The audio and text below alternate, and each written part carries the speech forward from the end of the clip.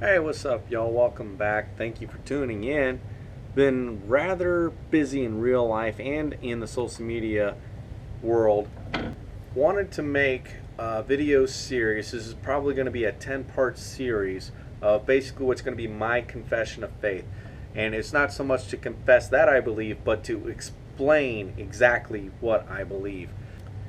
The first five are going to cover the five solas, and the last five are going to cover tulip, T-U-L-I-P. You should Google those for yourself to do your own research on what exactly those mean.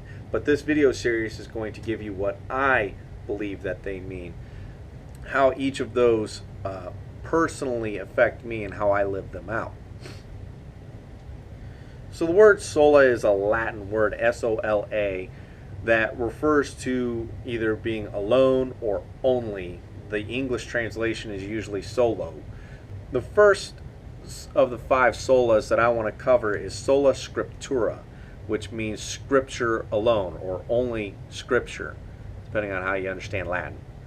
To me, this should be the most basic and fundamental of all your biblical beliefs and doctrines. I mean, just the word biblical refers to the word Bible. Like, we're talking about the Bible alone, only the Bible. We're not adding anything to this, and we're not taking anything out of it, even if we don't like it.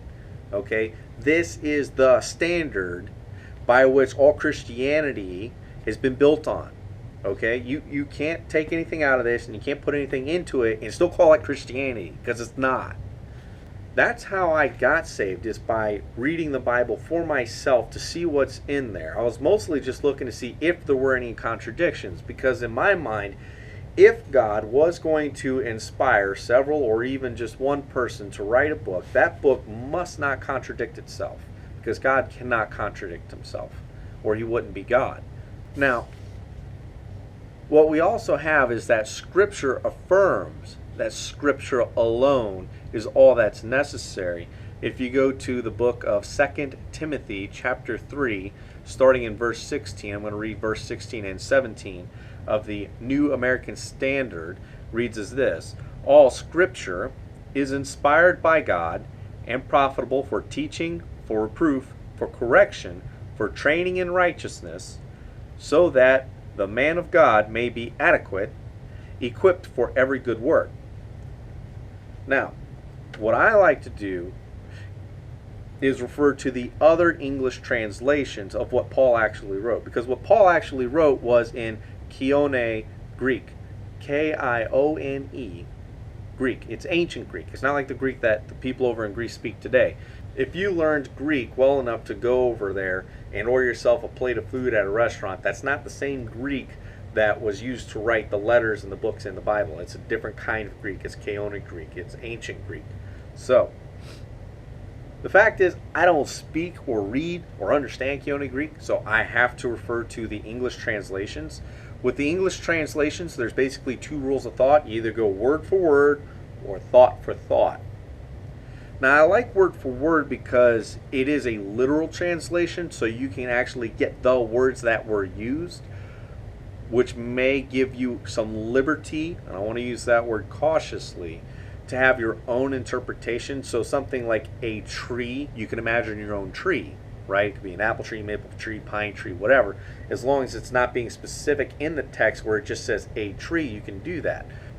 I also like the thought for thought translation because there's less left to imagination, which in some places are good, so that you can't take a wrong interpretation of what the Scripture says, because we actually get the full thought transferred as opposed to just the words, where you have to try to make up in your own mind what exactly the author was trying to say in their language as it refers to what you would say in your own language. In the thought for thought, they already take what they meant in their language as best they understand it to what it would be in our language.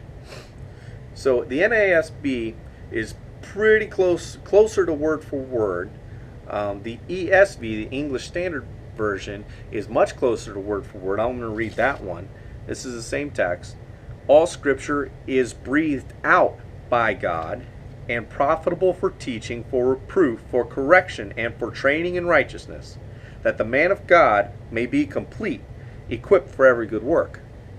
So it's a little bit of a variation, but it's the same idea. And that's kind of why it's scripture alone. But again, I don't speak ancient Greek, so I have to get so for me to get the full understanding what the Apostle Paul was trying to write to Timothy here, I need to get every English understanding of what those Greek words mean. So let me refer to you now to the New Living Translation, NLT, which is a more thought-for-thought translation, and this is how it's rendered.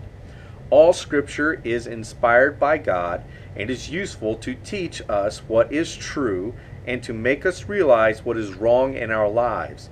It corrects us when we are wrong and teaches us to do what is right. God uses it to prepare and equip His people to do every good work. Now we've got basically the same idea presented three different ways, but essentially what we're saying is Scripture alone is sufficient. Scripture alone is all that's necessary. Scripture is necessary, but it's also sufficient. Okay, and that's the idea. That's why I like to use all the different translations, because I don't want to miss out on any thought that was in the original text from translation. I don't want to miss anything in the translation. So I go to every translation of that original text. At some point, yeah, I'd like to be able to learn Koine Greek. I have not dedicated the time to do that. It's basically an excuse. But Sola Scriptura, here's part 1 of the 10-part series. If you're going to claim to love Jesus, it has to be this Jesus, not some Jesus you made up yourself, or the feminized shampoo model that's being promoted around the world. That's not the Jesus of the Bible. We're talking about the Jesus of the Bible. Okay? Know what it is that you claim to believe. Thanks for tuning in. Stay tuned for the next one.